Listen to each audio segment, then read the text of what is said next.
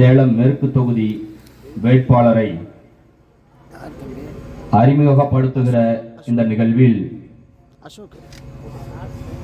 பேரெழுச்சியாக திரண்டிருக்கிற தாய் தமிழ் உறவுகளுக்கும் இந்த நிகழ்வை தலைமையேற்று நடத்தி கொண்டிருக்கிற அன்பு தம்பி ஆதி தீபக் அவர்களுக்கும் அவருக்கு துணையாக நிற்கிற புரட்சியாளர்கள் அத்தனை பேருக்கும் எனக்கு முன்னதாக சிற்றுரையாக எல்லா கருத்துக்களையும் முன்வைத்து விட்டு அமர்ந்திருக்கிற பேருரை நிகழ்த்தும் வலிமை பெற்ற அத்தனை கருத்துரையாளர்களுக்கும் எனக்கு சேலம் மண்ணில் நினைவு தெரிந்த காலம் தொட்டு சமூக நலப்பணிகளில் தன்னை அர்ப்பணிப்போடு இணைத்துக் கொள்கிற தமிழர் நிலம் சந்திக்கிற எல்லா சிக்கல்களிலும் முதல் ஆளாக நின்று குரல் எழுப்புகிற இந்த தொகுதியின் வேட்பாளராக இருக்கிற அன்புலவல் சுரேஷ்குமார் அவர்களுக்கும் எங்களுக்காக இவ்வளவு நேரம் சிரத்தை எடுத்து பாதுகாப்பு வழங்கி வருகிற காவல்துறை அதிகாரிகளுக்கும் வெகு தொலைவிலே இருந்து இந்த பிள்ளைகளின் விரையை கேட்டுக் கொண்டிருக்கிற இந்த பகுதியை சார்ந்த மக்களுக்கும் எனது அன்பான மாலை நேரத்து வணக்கத்தை உரிதாக்குகிறேன். இந்த நிலத்தில் எத்தனையோ கட்சிகள் தொடங்கப்பட்டிருக்கிறது. அப்படியே ஓரமாக நின்று கொண்டு உட்கார்ந்து கொண்டு கேட்டுக்கொண்டிருக்கிற எங்களுடைய பெற்றோர்களுக்கு தெரியும், நிறைய கட்சிகளை நீங்கள் உங்கள் வாழ்நாளில் பார்த்து விட்டீர்கள்.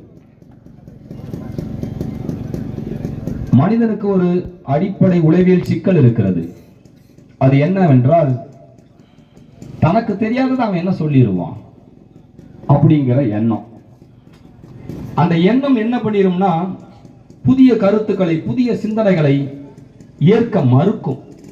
அதுதான் தமிழ் மரபு சொல்லுது, 5இல் வளையாதது 50இல் வளையாது. எனக்கு முன்னாடி என்னுடைய அன்பிலவல் கூட நல்லான்னு ஒரு வார்த்தை சொன்னார். நான் பரம்பரையா ரெட்டலை, நான் பரம்பரையா உதயசூரியன். இவங்க ஏன் சொல்லி பழகிட்டாங்கன்னா, 5இல் வளையாதது 50இல் வளையாது.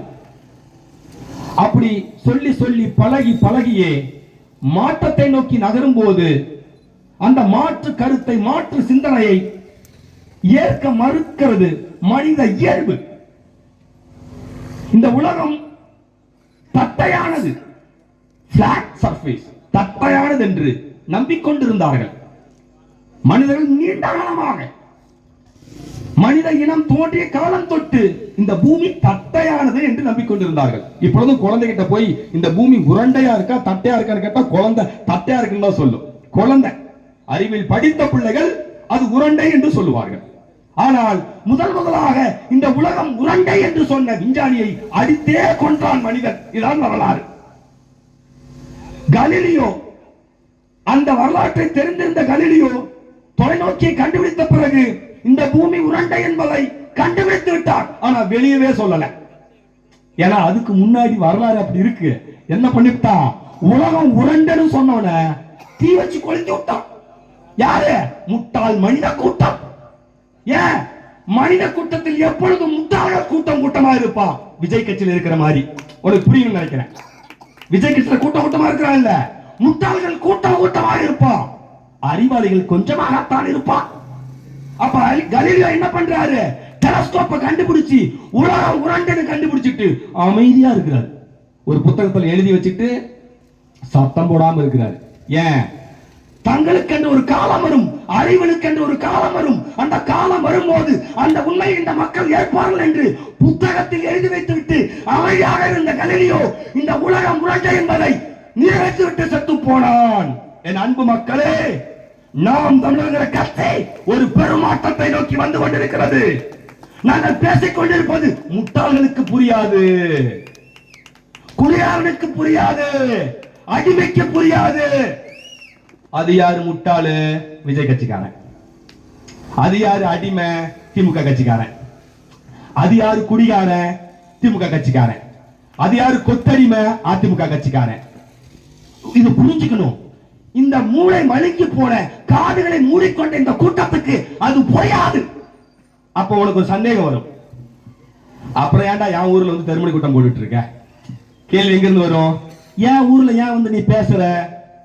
என் அன்பு மக்களே, நாங்கள் கூட்டம் முடித்து விட்டு வெளியேறும் போது செட்டிச்சாவடியில் ஏற்கனவே இந்த பகுதியில் இந்த வாக்ககத்தில் ஏற்கனவே ஒரு 10 வாக்கு நாம் தமிழருக்கு விழுந்திருந்து நாங்கள் கூட்டம் முடித்துவிட்டு போய் 2026 சட்டமன்ற தேர்தலில் எங்கள் அன்பிலவன் சுரேஷ்குமாருக்கு 11வது ஓட்டாக ஒரே ஒரு ஓட்டு விழுந்தாவது.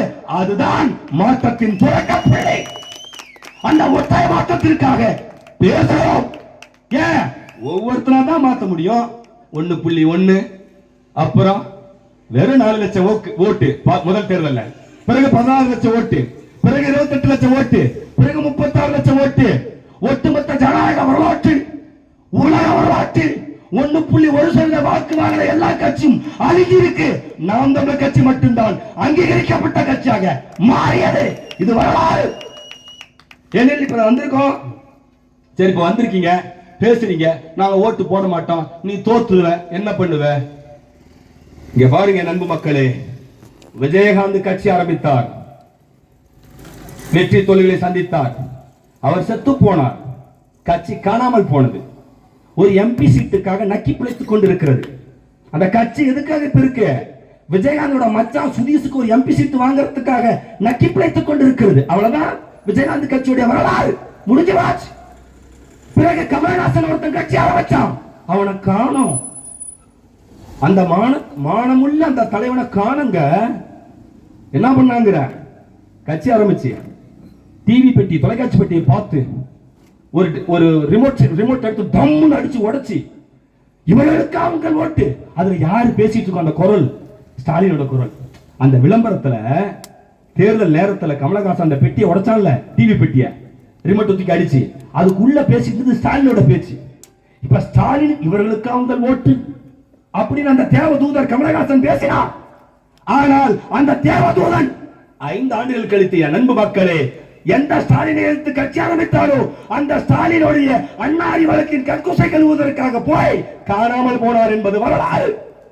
ஒரு ஒத்த எம்பி சீட்டு வாங்கி கொண்டு படுத்துக் கொண்டார் கமலஹாசன். இப்ப கதைக்கு வருவோம். இப்போ ஒரு புது கோமாளி வந்திருக்கான். ஒரு 10 வருஷத்துக்கு ஒரு கோமாளி இறக்கிடுவான் இந்த நாட்டுல. 10 வருஷத்துக்கு ஒரு கோமாளி. முதல் கோமாளி விஜயகாந்த், அடுத்த கோமாளி கமலஹாசன், அடுத்த கோமாளி ஒருத்தன் இறங்கிட்டான். இப்ப இவன் என்னவா? இந்த தேர்தல் வரைக்கும் தான் சகோதரர் நல்லா தெளிவா சொன்னாரு, 2 மாசம் வரைக்கும் பட வேலையை பார்த்துட்டு இருப்பான். அப்புறம் பட வேலை முடிஞ்சு தேர்தல் நேரத்துல ஒரு ஆட்டம் ஆடுவான், ஒரு வைப் பண்ணுவான், சும்மா வைப் பண்ணி விடுவான். வைப் பண்ணி விட்டு இந்த முட்டாப்பைய கூட்டம் ஒரு ஓட்டை போட்டுருவான். ஆனா தோத்துருவான், அது வேற விஷயம். தோத்துருவான், அது கன்ஃபார்ம். முடிஞ்சு என்ன அடுத்த 2 மாசம் கழிச்சு படம் நடிக்க போயிடுவான். அப்போ ஆன மாட்டானா? சத்தியம் சொல்லு பாப்போம். சரி, உங்க விஜய் கட்சிக்காரன் எவனாவது அவங்க ஆயா மேல சத்தியம் பண்ணி சொல்லு. அவன் நடிக்க போக மாட்டான். ஆயா மேல சத்தியம் பண்ணி சொல்லு. நான் எங்க ஆயா மேல சத்தியம் பண்றேன், அவன் நடிக்க போவான். ஏன் தம்பி? வேற வழி இல்ல, வேற வழி இல்ல. எங்க போவான்? நடிக்க போயிடுவான். இந்த கட்சி கட்ட போடுறேன், அவ்வளவுதான். இங்க பாருங்க என்ன அன்பு மக்களே, குறித்து வைத்துக் கொள்ளுங்கள். இங்கு எவன் வேணாலும் கட்சி ஆரம்பிக்கலாம், ஆனால் நீண்ட தூரம் அவனால் பயணிக்க முடியாது. ஆனால் இந்த இடத்தில் சத்தியம் செய்துட்டு போறேன், சீமான் சாகலாம், சீமான் தம்பி அழகியன் சாகலாம், நல்லான் சாகலாம். ஆனால் இந்த கூட்டத்தை தொடங்கும் போது ஒரு 20 வயசு பையன் குகன் பேசுறான் பாரு, அவன் இந்த நேரத்தில் முதலமைச்சராக வந்து நிற்கிறவரை இந்த தத்துவம் முன்னோக்கி பாய்ந்து கொண்டே இருக்கும். ஏன்? நாங்கள் பேசுகிற அரசியல் அடுத்த தலைமுறைக்கான அரசியல், எங்களுக்கானதல்ல. ஏன்னா தோல்வியை பார்த்து பயப்பட எண்ணம் எங்களுக்கு துறையவில்லை. ஒண்ணுமில்ல, கொஞ்ச நாளைக்கு முன்னாடி இந்த கட்சி தொடங்கப்பட்ட காலத்துல இந்த நகரத்துக்குள்ள கூட்டம் போட்டுக்கிட்டு இருந்தோம். இப்ப கொஞ்சம் நகர்ந்து இங்க வந்து கூட்டம் போட்டிருக்கோம். நீ ஓட்டு போடாம தோக்கடிச்சா உன் வீட்டுக்குள்ளே வந்து கூட்டம் போடுவோம். உங்க வீட்டு பிள்ளைகள் எங்கள் அரசியலை தவிர்க்க முடியாது. நாம் தமிழர் அரசியலை தவிர்த்து விட்டு தமிழ்நாட்டில் அரசியலே இல்லை. அது எப்படி நாம் தமிழர் அரசியலை தவிர்க்கவே முடியாதா? முடியாது. நேற்று பொதுக்குழுவில் எங்கள் அண்ணன் சீமான் அதியமானின் பேரை வைக்க நானே களத்துக்கு வருவேன், ஈரோடு மலை மேல ஏறி நின்று அதியமான் பேரை வைப்பேன் சொல்லி முடிச்சு 24 மணி நேரத்துல மொத்த அரசியல் போய் அதியமான் பேரை ஏற்காடு மலையில் வைத்திருக்கிறான். ஏன் சீமானை நீ தவிர்க்கலாம்? சீமான் கொண்டிருக்கிற தத்துவத்தை உன்னால் தவிர்க்க முடியாது. என்ன நடந்துச்சு? இந்த 50 ஆண்டுகால அரசியல் என்பது தமிழரின் அடையாளங்களை மறைப்பது. என்ன நடக்குது? தமிழர் அடையாளங்களை மீட்கிற புரட்சி நடக்கிறது. சில ஆண்டுகளுக்கு முன்னாடி நீங்க மலை மேல ஏறினீங்கன்னா, ஏற்காடு மலை மேல ஏறினா எல்லா வளைவிலும் சேரன் பெயர், நெடுஞ்செழியன் பெயர், அவை பெயர், கம்பர் பெயர் இப்படிக்கும் போய் பாருங்க. அவ்வளோ மாமன்னர்களின் பெயர்களையும் தமிழ் மூதாதைகளின் பெயரையும் அழகாக பொறித்து வைத்திருந்தாங்க. நமக்கே ஆச்சரியமா இருந்துச்சு.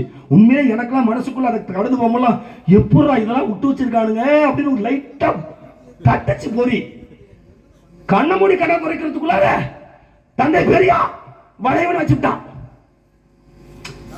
ஆக்சுவலா எங்க வச்சிருக்கணும்னா வரலாறு தெரியாம வச்சுட்டான். அங்க வச்சிருக்க கூடாது. சீன் அண்ணாதுரை தன் வரலாற்றில் பதிவு செய்கிறார். என்ன பதிவு செய்கிறார்?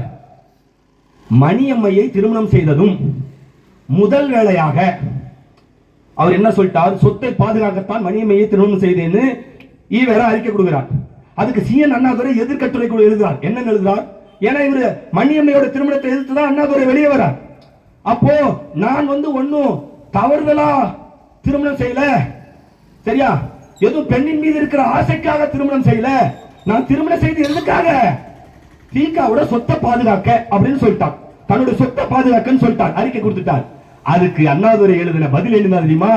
நீங்கள் சொத்தை பாதுகாக்க திருமணம் செய்திருந்தால் எதற்காக தேனிலவுக்கு ஏற்காட்டில் ஹோட்டலுக்கு போனீங்கன்னு கேட்டார் அண்ணாதுரை. தேனிலவுக்கு எங்க போயிருக்கிறாரு? ஏற்காட்டில் இருக்க ஹோட்டலுக்கு. ஒருவேளை நீங்க பேரு வைக்க விருப்பம் இருந்தால் அன்புக்கினிய திராவிட கழக தொண்டர்களே, அந்த ஹோட்டல்ல போய் பெரியார் மணியம்மை ஹோட்டல் வேணா பேர் வச்சுக்குங்க. அங்கதான் தேனிலவு நடந்துட்டா. எத்தனை காலத்துக்கு மஞ்சள் குளிப்பீங்க? எத்தனை காலத்து மஞ்சள் குளிப்பீங்க? எங்க திருமணம் எங்க பாரு. இவனுங்க ஆட்சிக்கு வந்ததுல இருந்தே இந்த 4.5 வருஷமா இவனுங்க ஆட்சிலாம் நடத்தல, பேரு தான் வச்சானுங்க. எங்க பேரு? பேருந்து நிலையம் போனா அண்ணா பேருந்து நிலையம், பெரியார் பேருந்து நிலையம், கருணாநிதி பேருந்து நிலையம், சரியா? அந்த ஜல்லிக்கட்டு திடலுங்க மதுரையில ஜல்லிக்கட்டு திடல். ஜல்லிக்கட்டு திடல்ல கலைஞர் கருணாநிதி ஜல்லிக்கட்டு திடல் வச்சுட்டான். நமக்கு என்ன சந்தேகம்? அவன் எந்த மாட்டடா அடக்கணும்? நமக்கு சந்தேகம் எந்த மாட்டை அடக்கணும்? அவன் வாழ்நாள்ல ஜல்லிக்கட்டு மாட்டை தொட்டாத பார்த்துக்கிறானா? இப்ப நாம இதை எதிர்த்து கேள்வி கேட்காம முட்டுமுச்சுக்கு என்ன தெரியுமாவும்? ஒரு 25 வருஷம் கழிச்சு அடுத்த தலைமுறை பிள்ளைங்க பள்ளிக்கூடம் படிக்க வரும்போது பள்ளிக்கூடத்துல என்ன எழுதிடுவோம் தெரியுமா? மதுரையில் கருணாநிதியின் பெயரில், சரியா, ஜல்லிக்கட்டு மைதானம் கட்டினோம். ஏனென்றால் ஒரு முறை கருணாநிதி கிளம்பி நடந்து சென்று கொண்டிருக்கும் போது எதிரிலே ஒரு மாடு, ஜல்லிக்கட்டு மாடு திரண்டு ஓடி வந்த போது கருணாநிதி நேராக நின்று நெஞ்சை காட்டி முறைத்ததால் மாடு அப்படியே நின்றது, மிரண்டது. எழுதிக்கு வேண்டாவன் பிராடுகார பயலுக. ஏதாவது புரியுதா? பள்ளிக்கூட பாடத்திட்டத்துல பிராடுக எழுதியவா? அப்படிதான் பிராடு எழுதி வச்சிருக்கான். ஐயா பெரியார பத்தி ஈவேராவை பத்தி என்ன எழுதி வச்சிருக்கான்? வைக்கம் வீரர் அப்படி எழுதி வச்சிருக்கான். வைக்கம் வீரர். ஏன்னா மக்களுக்கு ஆய்வு மனப்பான்மை கிடையாது. பிரச்சனை, மக்களோட பிரச்சனை என்னன்னா ஆய்வு மனப்பான்மை கிடையாது. ஆராய்ச்சி அறிவு, திட்டமிட்டு தேடி தகவலை திரட்டி உண்மையா பொய்யான்னு தேடுற பக்குவம் மக்களுக்கு கிடையாது. எதை சொன்னாலும் நம்பிடுவான். வைக்கம் வீரர் எழுதி வச்சிருக்கான். வைக்கம் போராட்டம் நடந்தது ஏறக்குறைய 6 மாத காலத்துக்கு மேலாக அது நடக்குது. 6 மாத கால தொடர் போராட்டத்தில் வைக்கத்தில் ஒடுக்கப்பட்ட மக்களை கோயிலுக்குள் நுழைய முடியாமல் தடுக்கிறார்கள். உயர்ஜாதியினருடைய வீதிகளில் நடக்க முடியாமல் தடுக்கிறார்கள். தடுத்தது பணிக்கர். அந்த ஊர்ல இருக்கிற பண்ணையார் ஒரு பணிக்கர் தடுக்கலாம். கொடுமை என்ன தெரியுமா? அப்போ காங்கிரஸ் கட்சியோட தலைவராக ஈவேரா இருக்கிறார். காந்தியடிகள் ஒரு கடிதம் எழுதுகிறார் ஈவேராவுக்கு. போய் அந்த வைக்கம் போராட்டத்தில் பங்கெடுத்து மக்களுக்கு ஆதரவா நில்லுங்கன்னு முதல் கடிதத்தை பார்த்துட்டு மடிச்சு வச்சுட்டு நம்மால் படுத்துட்டார். 2 மாதமா போவே இல்லை. மக்கள் தொடர்ந்து போராடிக்கிட்டு இருக்கா. 2 மாதம் கழிச்சு 2வது கடிதம் காந்தி போடுறார். 2வது கடிதம் போட்டு அந்த போராட்டத்தை அங்க மக்கள் நடத்தி கொண்டிருக்கிறார்கள். மக்களுக்கு ஆதரவாக ஈரா அங்க போறார். அந்த போராட்டத்தில் ஒரே ஒரு நாள் அந்த உண்ணாவிரத்தில் உட்கார்ந்து இருக்கிறார்.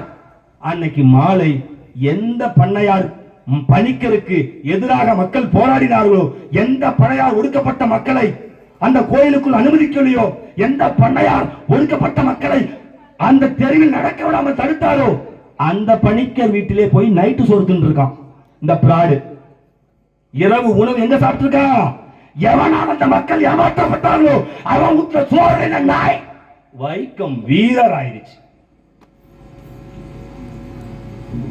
இப்ப நீ படிக்காம ஒட்டின்னு வச்சு வரலாற நாம் தமிழக என்ன செஞ்சிட்டு இருக்கீங்க?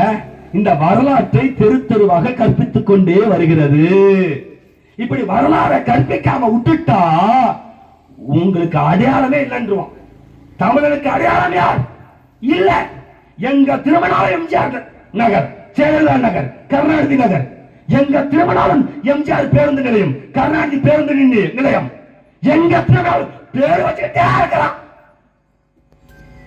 என்ன பண்ணலாம்? அதான் அண்ணன் சீமான் 2 நாளைக்கு முன்னாடி அலைபேசியில் பேசிட்டு இருக்கும்போது சொன்னேன், அண்ணா நான் ஒரு மேடையில வாக்கு கொடுத்துட்டேன், சரி ஊர்ந்து இதை நீங்க கட்டாயம் ஆட்சிக்கு வந்து செய்யணும்ட்டேன். என்னடா அண்ணா மேடையில நான் சொன்னேன், எங்க பார்த்தாலும் கருணாநிதி பேரா வச்சு விட்டீங்கடா, ஒரே இரிட்டேட்டிங்கா இருக்கு, பாக்குறதுக்கே ஒரே இரிட்டேட்டிங்கா இருக்கு, எங்க அடையாளத்துல அழிச்சிட்டீங்க. நாங்கள் ஆட்சிக்கு வந்தால், நாம் தமிழர் கட்சி ஆட்சிக்கு வந்தால் அடுத்த நிமிடமே எல்லா இடங்களிலும் இந்த திராவிட பண்டிகைகளின் பெயரை நீக்கிவிட்டு கருணாநிதியின் பெயரை மட்டும் தவறாமல் தமிழ்நாட்டில் இருக்கிற அனைத்து அரசு கக்கூசுக்கும் வைத்து விடுவோம். எல்லா அரசு கக்கூசுக்கும் கருணாநிதி பெயர் வைக்கப்படும். அப்ப அவனுக்கு தோல், கருணாநிதி பேரை ஏன் கக்கூசுக்கு வைக்கிற? அவ்வளவுதான் அவன் வரலாற்றுக்கு தகுதி, அவனுக்கு அவ்வளவுதான் தகுதி. தகுதி மிக்க தலைவர் மக்கள் இந்த நிலத்தில் வாழ்ந்தார்கள். திராவிடத்தின் தோல்வி என்ன? சத்தியம் செய்யுங்கள். திராவிட கட்சியில் இருக்க திமுக அதிமுகவின் கிளை செயலாளர்கள் சத்தியம் செய்யுங்கள். திராவிடம் சாதித்தது என்ன? திராவிடத்தின் உண்மையான தோல்வி என்ன தெரியுமா? கர்ம வீரர் காமராஜரை வீழ்த்தி அரியணைக்குள் ஏறி உட்காருகிறார்கள். காமராஜர் முதலமைச்சராக இருக்கும் அதற்கு முன்பு வரை தமிழ்நாட்டின் அரசியலில் தவிர்க்க முடியாத தலைவர்கள் யார் யார்? ஐயா ஜீவானந்தம், ஐயா காமராஜர், ஐயா கக்கன். தமிழ்நாடு அரசியல் என்றால் அது தூய்மையாக இருந்தது. நேர்மையாக அறத்தோடும் சத்தியத்தோடும் வாழ்ந்த தலைவர்கள் வாழ்ந்தார்கள். ஆனால் திமுக ஆட்சிக்கு வந்த பிறகு இத்தனை ஆண்டு காலத்தில் ஏறக்குறைய 70 ஆண்டுகளை தொட்டுட்டான். 60 ஆண்டுகளுக்கு மேல அதிகாரத்தில் வந்துட்டான். இந்த திமுக அதிமுக சத்தியம் செய்து சொல்லுங்கள், ஒரே ஒரு கக்கனை, ஒரே ஒரு ஜீவானந்தத்தை, ஒரே ஒரு காமராஜரை உங்களால் உற்பத்தி செய்ய முடிந்ததா? சொல்லு. சரி, கருணாநிதி பிள்ளைங்க தான் திருட்டு பிள்ளைங்க.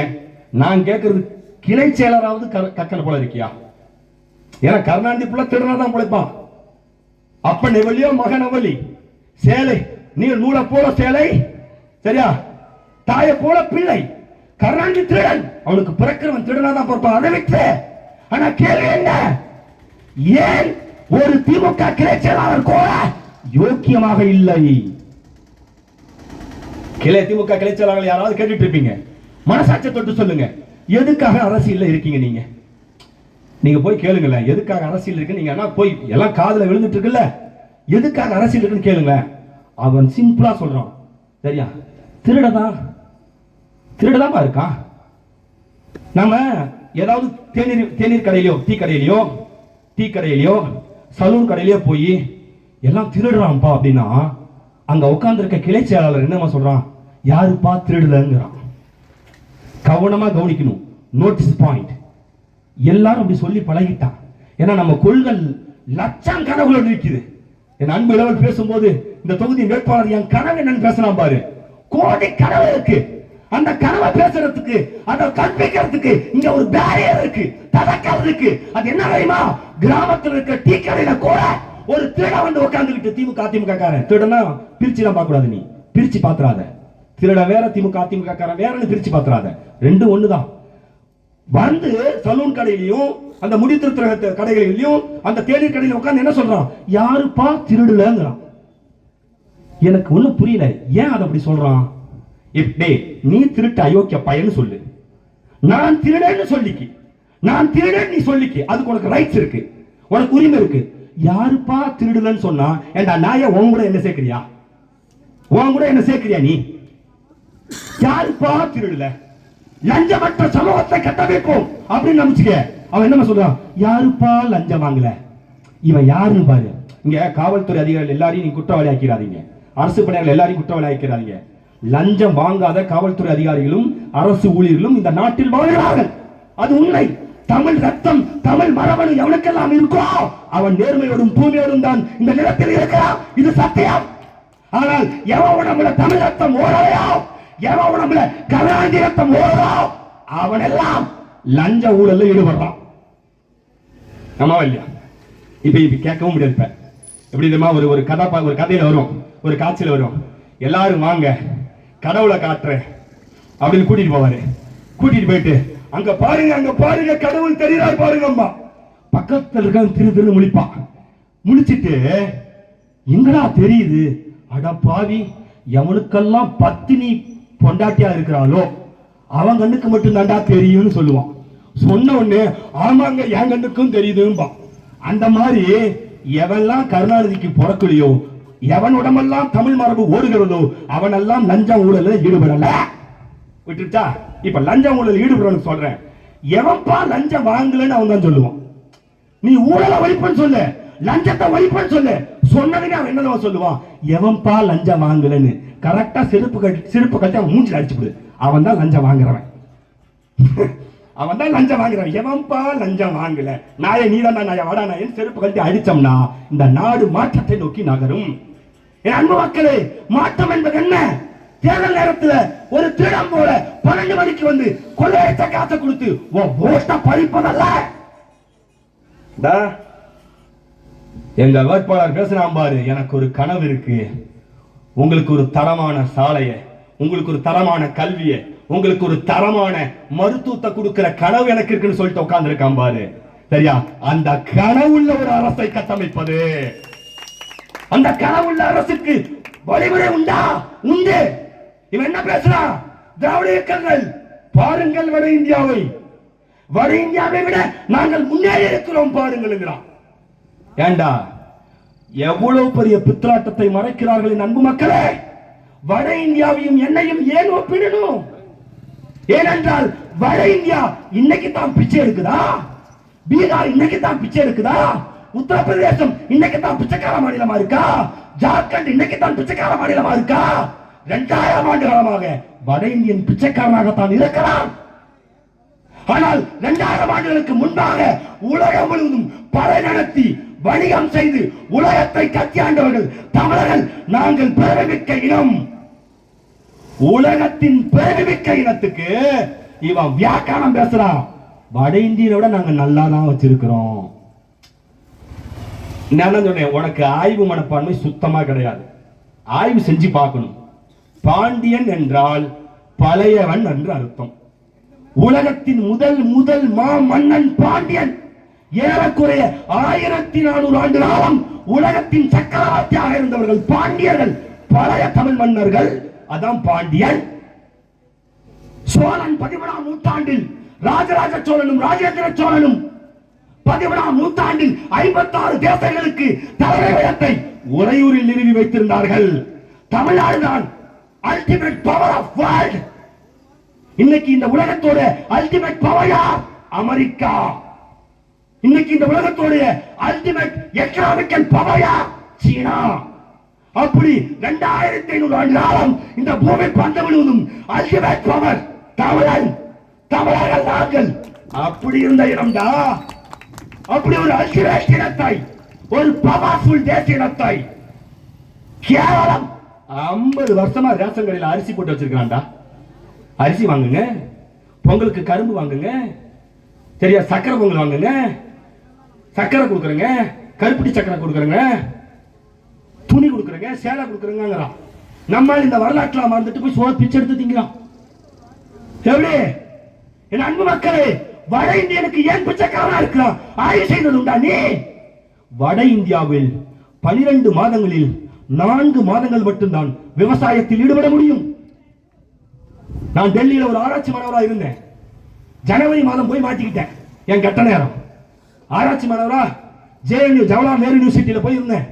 1 மாத காலம் கடும் குளிர். இங்க பாருங்க, 10 மணிக்கு மக்கள் வெளியே வருவான், 3 மணிக்கு மக்கள் உள்ள போயிருவான் வீட்டுக்குள்ளார.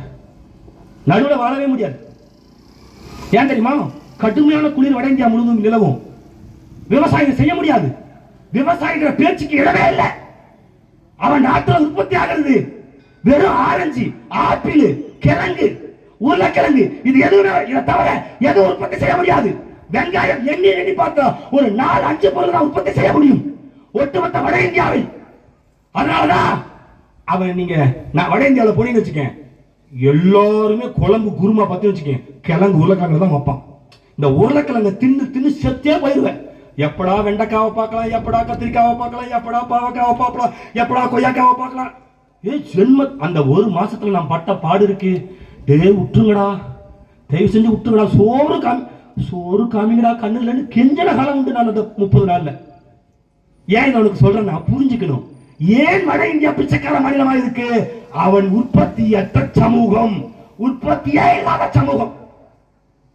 அப்ப எந்த உற்பத்தியுமே இல்லாத சமூகம் பிச்சைக்கார சமூகமா இருக்கும். ஏன் ஒட்டுமொத்த வட இந்தியனும் தமிழ்நாட்டை நோக்கி குமியா 1.25 கோடி பேர் தமிழ்நாட்டில் நுழைஞ்சிட்டான். ஏன் நுழைஞ்சா? அங்க உற்பத்தி இல்ல. ஆனா தமிழ்நாடு என் அன்பு மக்களே, உலகம் முழுவதும் பரவி வாழ்ந்த தமிழர்கள் கடைசியா இந்த குமரி பகுதியில் வந்து, இந்த தென்னிந்தியாவில் வந்து, குமரி கண்டத்தில் வந்து ஏன் வாழ்ந்தார்கள்? யோசியுங்கள். ஏன் வாழ்ந்தா? மத்திய கோடு, பூமி மத்திய ரேகை. பூமியில 3 கோடு போட்டுருவாங்க, கடக ரேகை, அச்ச ரேகை, மத்திய ரேகை. சரி, அந்த மத்திய ரேகைக்கு கீழே இருக்கிற மிதவெப்ப மண்டல பகுதிகளில் மட்டும்தான் வருஷத்துல 3 முறை விவசாயம் செய்ய முடியும். 4 மாசத்துக்கு ஒரு முறை விவசாயம் செய்ய முடியும். தமிழ்நாடுங்கிறது இன்னைக்கு நேற்று சொர்க்க பூமி இல்ல. இந்த திரட்டு அயோக்கிய பயல், இந்த ஈரா கும்பல், இந்த கர்நாடக குடும்பம் ஆண்டு ஒண்ணு நான் பணக்காரா இல்ல, நான் பிறந்தவரே பணக்காரன், தமிழன் பிறந்தவரே பணக்காரன். ஏன் நிலத்துல நீ எது போட்டாலும் முளைக்கும். அவரை போட்டா அவரை முளைக்கும், சரியா? துவரை போட்டா துவரை முளைக்கும், எள்ளு போட்டா எள்ளு முளைக்கும், கடுகு போட்டா கடுகு முளைக்கும். என் நேரத்துல ஆப்பிள் முளைக்கும், என் நேரத்துல ஆரஞ்சு முளைக்கும். இந்த பூமிக்கு வந்துல எந்த பொருள் உற்பத்தி ஆனாலும் அதை விதையை கொண்டு வந்து என் நிலத்தில், என் தாய் நிலமான தமிழ்நாட்டில் நீங்கள் போட்டு பாருங்கள், அது கட்டாயம் முளைக்கும். ஏனென்றால் தமிழர்கள் வாழ்ந்த பகுதி இந்த பூமியின் சொர்க்கம். வாழ்ந்த வரலாறு பேசுவோம். இந்த பூமியின் சொர்க்கத்தில் நாங்கள் என்னவாக வாழ்ந்திருப்போம்? என் அன்பு மக்களே, இங்கிலாந்துக்காரர்கள் இந்தியாவை அடிமைப்படுத்த வந்தார்கள் அப்படின்னு சொல்றான். கீர்க்கனுங்க, இந்தியாவை அடிமைப்படுத்த வந்தான்ங்கிறதே வரலாற்று புனைவு. ஏன்னா இங்கிலாந்துல இருந்து ஐரோப்பா பக்கத்துல இருக்கு. அதிகபட்சம் 2 மணி நேரத்தில் இங்கிலாந்துல இருந்து ஐரோப்பாக்குள்ள உள்ள வந்துடலாம். 2 மணி நேரம் கடல் வணிகத்தில் வந்துடலாம். ஐரோப்பாவில இருந்து தரைமார்க்கமாவே டெல்லிக்கு வந்துட முடியும். இப்ப அறிவு இருக்குன்னு நம்பி பேசிட்டு இருக்கேன். இப்ப பிரச்சனை என்ன தெரியுமா? இந்த இனத்துக்கு அறிவு இருக்குன்னு நம்பி பேசிட்டு இருக்கேன். கவனமா கவனிக்கணும். இங்க பாருங்க, இங்கிலாந்துல இருந்து 2 மணி நேரத்தில் கடல் மார்க்கமா ஐரோப்பா வந்துடலாம், ஸ்பெயின் பிரான்ஸ்க்கு வந்துடலாம். ஸ்பெயின் பிரான்ஸ்ல இருந்து தொடங்கி அப்படியே ஆப்கானிஸ்தான் வழியாக டெல்லிக்கு வருவதற்கு தரை மார்க்கமாக வேகமாக அதிகபட்சம் ஒரு 20 நாள் 15 நாள்ல வந்து முடியும். குதிரையில வந்து ஒரு 20-30-40 நாள், அதிகபட்சம் 40 நாள் வந்துடலாம். ஆனா கடல் மார்க்கமா கிளம்பினா 3 மாதங்கள் ஆகலாம், 2 மாதங்கள் ஆகலாம். சரியா? சவுத் ஆப்பிரிக்காவை சுத்திக்கிட்டு அப்ப வரணும். அன்னைக்கு இருந்த காலகட்டத்தில் கப்பலோட வேகம்லாம் ரொம்ப கம்மி. கப்பலோட வேகத்துல வணிகம் செய்ய வரணும்னா மிக மெதுவா தான் வந்தாகணும். 3 மாதம் 2 மாதம் கஷ்டப்பட்டு தான் தென்னிந்தியாவோட மூளைக்கு வர முடியும். சொல்லுங்கள் என் அன்பு மக்களே. கேள்வி, அவனுக்கு இந்தியாவுக்கு வருவதுதான் நோக்கம் என்றால் அவன் தரைமார்க்கமாக வருவது சரியா, கப்பல் மார்க்கமாக வருவது சரியா? கொலம்பஸ் என்ன கண்டுபிடிச்சாரு? அறகுறையா படிச்சிருவ நீ. ஏன் இந்த திருட்டு திராவிட கட்சிகள் எழுதின வரலாறு அறகுறை வரலாறு. திருட்டு திராவிட கட்சிகள் எழுதின வரலாறு என்ன புத்தகத்துல எல்லாம் அறகுறை வரலாறு. கொலம்பஸ் எதை கண்டுபிடிச்சார்? அமெரிக்காவை கண்டுபிடிச்சார். படிச்சா 1 மார்க் போட்டானா? படிச்ச எக்ஸாம் எழுதுனியா, ஒரு மார்க் போட்டானா, எனக்காக அதை ஆய்வு செஞ்சு பாத்தியா? ஏன் அமெரிக்காவை அவன் கண்டுபிடித்தான்? அடுத்த கேள்வி இருக்குல்ல. நான் இப்ப என்ன சொல்றேன், நான் நிறைய கேள்வி கேட்டு போயிடுறேன். இந்த ஏஐன்னு ஒன்று வந்துருச்சு உன் ஆண்ட்ராய்டு போன்ல, ஏஐ ஜெமினி சாட்ஜிபிடின்னு வந்துருச்சு. நான் சொல்றதெல்லாம் உண்மையான டைப் பண்ணி பாரு, புத்தி இருந்தா பொழைச்சிக்கு. நீ ஓட்டு போடு, போடாம போ. கருணாநிதிக்கும் ஜெயலலிதாவுக்கும் போட்ட அந்த கரும பிடிச்ச ஓட்டை எனக்கு போடாத. ஓட்டுக்காக யாரும் பேசல, போடாத விட்டு. நான் கேட்கிற கேள்வி பதில் சொல்லு. அமெரிக்காவை கொலம்பஸ் கண்டுபிடித்தார், சரியா? எதற்காக கண்டுபிடித்தார்? அவருடைய பயண நோக்கம் என்ன? அவருடைய பயண நோக்கம் தமிழர்களின் நிலமான தமிழ்நாட்டை கண்டுபிடிப்பது, சரியா? அப்ப அதுக்கு அன்னைக்கு அதோட பேர் இந்துஸ்தான், இந்துக்கள் வாழ்ந்த பகுதி நம்ம நம்பிக்கிட்டு இருந்தா அந்த குழப்பத்தை உருவாக்குறது கார்ல் மார்க்ஸ். அது பக்கம் வேற ஒரு கிளை ஆய்வு, அதுல போட்டு குழப்பிக்காத, சரியா? தமிழர்களை கார்ல் மார்க்ஸ் இந்துக்கள் என்று நம்பிக்கொண்டிருந்தார். அது கார்ல் மார்க்ஸோட ஆய்வு பிழை. இப்ப என்னாச்சு? தமிழ்நாட்டை கண்டுபிடிக்கிறதுக்காக கொலம்பஸ் கப்பல் எடுத்துட்டு கிளம்புறான். அவனுக்கு வழி தெரியாம போய் வெஸ்ட் இண்டீஸ், இன்னைக்கு இருக்க மேற்கிந்திய தீவுகளை போய் விழுந்துட்டான். அதுக்கு அவன் வச்ச பேர் என்ன? வெஸ்ட் இண்டீஸ், மேற்கிந்திய தீவுகள். அதுக்கு அவன் வச்ச பேர் என்ன? அமெரிக்கா. இப்ப என் அன்பு மக்களே, தேடி வந்தது தமிழ்நாட்டை, தமிழர்களை, போய் விழுந்தது அமெரிக்காவை. அடுத்த கேள்வி, ஏண்டா தமிழ்நாட்டை தமிழர்களை அவன் தேடலாம்? ஏன் தேடி இருப்பான்? இந்த உலகத்தின் சொர்க்க பூமி என்று ஒன்று இருந்தால் அது தமிழ்நாடுதான் என்று அவர்கள் கண்டுபிடித்து முடித்திருந்தார்கள். அதற்கு முன்பாக தென்னிந்தியாவுக்கு வந்துட்டு போன அத்தனை பயணிகளும் இங்கிலாந்துல ஒரு ரூமர், ஆங்கிலேயர்களுக்கு ஒரு ரூமர் பரப்பிருந்தான், கட்டுக்கதை. அது என்ன தெரியுமோ? அது அப்படியே சொல்லுவோம். இப்போ ஒரு பணக்காரன் ஊர்ல ஒரு பணக்காரன் இருக்கான்னு வச்சுக்க, அவனுக்கு ஒருவேளை அவன் வீட்டுல ஒரு 5 லட்சம் ரூபாய் இருக்கலாம். இந்த மனித மூளை இருக்குல்ல, பொய்யே பேசி பழகின மூளை, அது என்ன பண்ணும்? அவன் வீட்டுல 50 லட்சம் ரூபாய் இருக்கும். இந்த பக்கத்து வீட்டுக்காரன் என்ன பண்ணுவான்? பக்கத்து வீட்டுக்கு ஒரு லேடி கிட்ட போய், அவன் யாரு தெரியுமில்ல, வீட்டுல 50 லட்சம் ரூபாய் வச்சிருக்கான். அப்புறம் என்ன ஆகும்? மெல்ல மெல்ல அந்த பொய் அதுக்கு அடுத்த பக்கத்து வீட்டுக்கு போகும்போது அது 5 கோடி ஆயிரும். பக்கத்து வீதிக்கு போகும்போது பாவம் ஒரு 5 லட்சம் ரூபாய் தான் வச்சிருப்பான், அது பக்கத்து வீதிக்கு போது 50 கோடி ஆயிரும். இப்ப ஏதாவது புரியுதா? இப்ப அப்படியே அந்த கதைக்கு வா. ஏன்னா உளவியல் கதையை நடத்த வேண்டியிருக்கு. ஏன்னா உளவியல் நோய் உனக்கு அதிகமாயிருச்சு. அதனால தான் டிவிக்கே கத்திட்டு போறான், தெரியுதா? டிவிக்கே போறான்ல.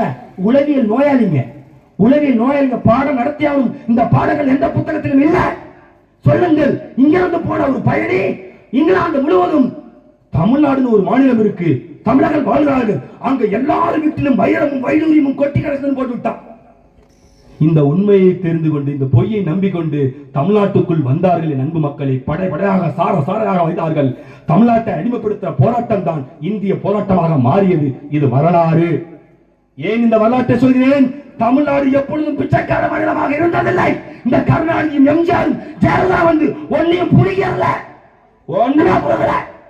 நாங்க இயற்கையாவே வளமாக வாழ்ந்த இடத்தின் மக்கள் எங்களை இப்படி பிச்சைக்காரர்களால் சுரண்டப்பட்ட நிலவளத்தை, காடுவளத்தை, கனிம வளத்தை, தொன்று தொட்ட வேளாண்மை, மருத்துவத்தை சிதைத்தது இதே திமுக, அதிமுக. தொன்று தொட்ட வேளாண்மை என்ன தெரியாது. ஐயா கருணாநிதியின் தவப்புதல்வன் ஐயா அழகிரி ரசாயனத்துறை அமைச்சராக இருக்கும் போதுதான் சவுத் ஆப்பிரிக்காவுக்கு போய் 50,000 கோடிக்கு ரசாயன உரங்களை இறக்குமதி செய்கிற ஒப்பந்தத்தில் கையெழுத்து போட்டார். அந்த ரசாயன துறை அமைச்சராக இருந்த அழகிரிதான் இந்தியாவின் இயற்கை விவசாயத்தை அழைத்தார். என்ன உனக்கு தெரியும்? தமிழின் மரம் என்ன? சுக்குக்கு மிஞ்சிய மருந்தும் இல்லை, சுப்பிரமணியக்கு மிஞ்சிய கடவுளும் இல்லை. சுக்குல வெறும் சுக்கு, மிளகு திப்புளிய வச்சு தலவா வாழ்ந்தான்.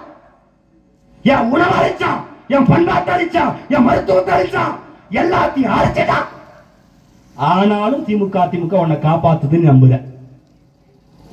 என்ன பண்றான்? சாராயத்தை ஆறெல்லாம் ஓட விட்டு, சாராய ஆறு சி.என். அண்ணாதுரை தமிழ்நாட்டின் தெருவெங்கும் பிரச்சாரம் செய்தால், திராவிட முன்னேற்ற கழகம் ஆட்சிக்கு வந்தால் தமிழ்நாட்டின் தெருவெங்கும் தட்டினால் தங்கம், வெட்டினால் வெள்ளி வரும், பாலாரும் தேனாரும் ஓடும் என்றார் சி.என். அண்ணாதுரை. என்ன ஆறு ஓடுது? ஏன் ஊரே 8 மணிக்கு மேல விரிச்சோடிருச்சு? சத்தியம் பண்ணு, ஊரே விரிச்சோடிருச்சு 8 மணிக்குல. நாங்கெல்லாம் சிறுபிள்ளையா இருக்கும் போது 8 மணிக்கு தான் கண்ணாமூச்சி ஆட்டமே ஆட தொடங்குவோம். இதே கிராமங்கள்ல சத்தியம் சொல்லுங்கள், நாங்கள் சிறுவர்களாக இருக்கும்போது சரியா, நொண்டி நொண்டி, ஐஸ் பாய் விளையாட்டு, திருடம் போலீஸ் விளையாட்டு, எத்தனை மணிக்கு விளையாட ஆரம்பிப்போம்? பள்ளிக்கூடத்துக்கு போயிட்டு வந்து அந்த வீட்டு பாடங்கள்லாம் முடிச்சுட்டு இரவு உணவு எடுத்துக்கிட்டு 8 மணிக்கு மேல விளையாடுவோம். எங்க போய் எட்டி பாரு, யாராவது விளையாடுறாங்களான்னு. எங்கேயாவது ஆண்மகன் யாராவது நிக்கிறானா பாரு. எல்லாம் எங்க போயிட்டான்? டாஸ்மாக் கடைக்கு போயிட்டான். ஏன் மாறி இருக்கு. இனம் உண்டு, தனியே அவருக்கு ஒரு குணம் உண்டு. அமிர்தம் அவரது மொழியாகும், அன்பே அவரது வழியாகும். ஒரு தமிழர் என்ற இடம் பெருமைமிக்க இடம் இந்த பூமியில வாழ்ந்துச்சு. ஆனா இன்றைக்கு தமிழ்நாடு குடியாரன் தேசம். போன தீபாவளிக்கு ஒரு 2-3 படம் ரிலீஸ் ஆனிச்சு. இந்த பைசன், அப்புறம் இன்னொரு படம் என்னப்பா தீபாவளிக்கு 2-3 படம் வந்துச்சுங்க. மதராசி ஏதோ 2-3 படங்கள் வந்துச்சுங்க. அடுத்த நாள் அறிக்கை கொடுக்குறான், தீபாவளி வசூல் பைசன் படத்தின் மொத்த வசூல் 100 கோடி. ஒரு 2 நாள் கழிச்சு கொடுக்குறான். சரியா, அது இன்னொரு படம் ஒரு 150 கோடி அப்படி கொடுக்குறான். இந்த டியூட் ஒரு படம் வந்துச்சு, அது ஒரு 150 கோடி வசூல் அப்படின்னு அறிக்கை கொடுக்குறான். சரியா, எது முந்தியது வசூலில், எது முந்தியது அப்படின்னு அறிக்கை கொடுத்துட்டு இருக்கான். ஒரு 3 நாள் கழிச்சு தமிழ்நாடு அரசாங்கம் ஒரு அறிக்கை கொடுத்துச்சு. எது வசூல்ல முந்துச்சு? 850 கோடிக்கு குடிச்சிருக்கான் தமிழன். வசூல்ல எது முதலிடம்? சினிமா இல்ல, சினிமாலாம் பின்னாடி போயிடுச்சு. எது முதலிடத்துல இருக்கு? முன்னாடிலாம் தீபாவளிக்கு தியேட்டர்ல போனா டிக்கெட்டே கிடைக்காது. இப்ப போனா டிக்கெட் கிடைக்கும். ஏன்? எங்க ஆள் எல்லாம் குடிக்க போயிட்டான், டிக்கெட் அங்க காலி. திரையரங்கம் சும்மா தான் இருக்குது, திரையரங்கம் சும்மா. ஏன்? குடிக்கிறான். தீபாவளினா குடிக்கிறான், பொங்கல்னா குடிக்கிறான், அமாவாசைனா குடிக்கிறான், சச்சினா குடிக்கிறான். சரியா, நியூர்னா குடிக்கிறான், ஆயா செத்து போனா குடிக்கிறான், அம்மா செத்து போனா குடிக்கிறான். சரியா, பொண்டாட்டி செத்து போனா குடிக்கிறான். டேய், யாரா நீங்க கருணாநிதிக்கு போறீங்களா? யாரா நீங்க? குடிக்கிறது இப்ப ஃபேஷனுங்க. இப்ப ஒரு காலத்துல நம்ம ஊர்ல வீதிக்கு ஒரு குடிகாரன் தான் இருப்பான். பட்டச்சாராயம் குடிப்பான், திட்டுத்தனமா நாட்டம் வெளியே காமிச்சு விட்டுரும். என்ன பண்ணுவான்? நைட்டு 10 மணிக்கு துண்டை தோல்ல போட்டு பொறுமையா வீட்டுக்குள்ள போவான். எங்க அக்கா, சித்தப்பன், சித்தி, பெரியப்பா எல்லாரும் முடிச்சுட்டு தான் இருப்பாங்க. அப்ப கூட்டு குடும்பம் வேற. கதவை திறக்கும் போதே எங்களை கண்டுபிடிச்சிருவான் ஸ்மெல்லு. ஏன்னா பட்டச்சாராயம் ஊருக்கே நாத்தடிக்கும். சரியா, கண்டுபிடிச்சிருவான்.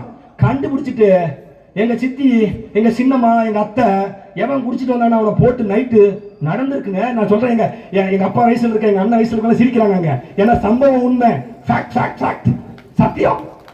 என்ன நடக்கும்? எங்க சித்தப்பன் பெரியப்பன் சத்தி எல்லாம் என்ன சொன்னார்? ஊரே கூடி அவனை உட்கார வச்சு அவன் தள்ளாடுவான். பொத்து விடுவான். தூக்கி நிறுத்தி, என்ன நாய குடிப்பியா, என்ன நாய அடிச்சவனுக்கு வலிக்காது நம்மளுக்கு தெரியாது. குடிச்சவன் அடிச்சா வலிக்காதுன்னு தெரியாது. சரியா, என்ன நாய குடிப்பியா அடிச்சுட்டு வீட்டுல இருக்க அந்த பிஞ்சு போன விளக்கமாத்த டம்னு அடிச்சு, பிஞ்ச விளக்கமாத்திர அடிச்சு.